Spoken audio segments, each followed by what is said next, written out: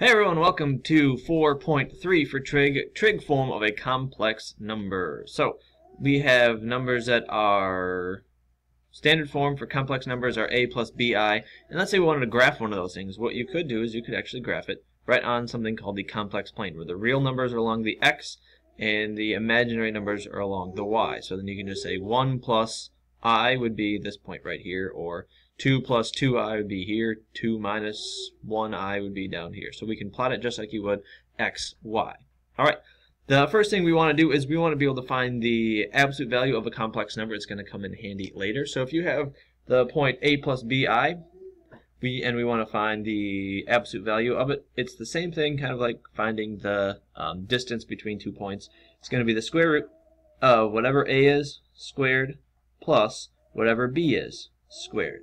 We don't have to worry about the I, because I squared is going to be -1, and we just would be, all this stuff becomes positive, so we don't even really have to worry about the I. It's just a squared plus b squared, and then take the square root. Alright, so here's our first example.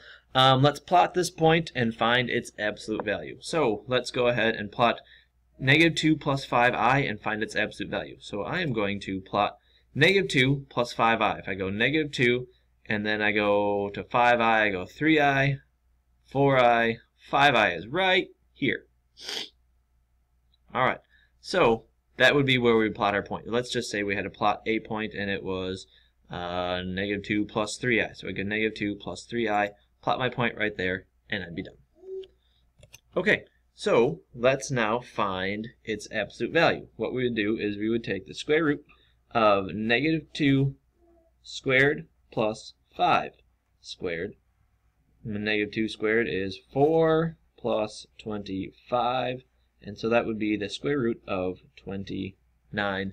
Are there any perfect squares that go into 29? No, so then we would be done. Alright, then if we continue, we want to find the trig form of a complex number. There's actually a different way of writing complex numbers, and they're in trig form. Why do we need to do that? Well, before, when we add subtract, it's not really a big deal, but if you multiply, divide, work with powers and roots, then trig form is going to be a lot nicer to use. So this is what it looks like. It looks like z equals r, parentheses, cosine theta plus I sine theta. A lot like what we did with vectors before, where this is the magnitude, or r is the absolute value, which is really the distance from our origin to this point. So r is really this distance, or the magnitude, so it's very similar to what we've already done. R is also called the modulus, and the argument is going to be theta. We'll get into more about what those mean later on, but I wanted to have you at least seeing those terms. Next, what we are going to do is we are going to write this complex number, z equals -2 minus 2 square root of 3i, in trig form. The first thing we need to do is we need to know what r is, which is the absolute value, or the magnitude of our vector, if we're talking about vectors, or just the absolute value of this number. So we're going to take -2 squared plus -2 square root of 3 squared, and then take the square root. So if we do that, then we end up with, this is going to be 4 plus 4 times 3 is 12, and take the square root, and that is going to be the square root of 16, which is just 4. So we have 4 as our magnitude. So I could write this number as z equals 4, and now we need to do cosine theta plus I sine theta. Now we don't know what theta is, I think, but we might be able to. First, I would just want to check this number, -2 minus 2 square root of 3i, is going to go -2 this way, and I'm going to go -2 square root of 3i. So it's going to be somewhere right in, about right in this general area. Alright, so I know that it's in quadrant 3. So I know that it's going to be some sort of negative number, which we have, so I know kind of what my theta is going to be. I know it's in quadrant number 3. So if I want to figure that out, I should use tangent.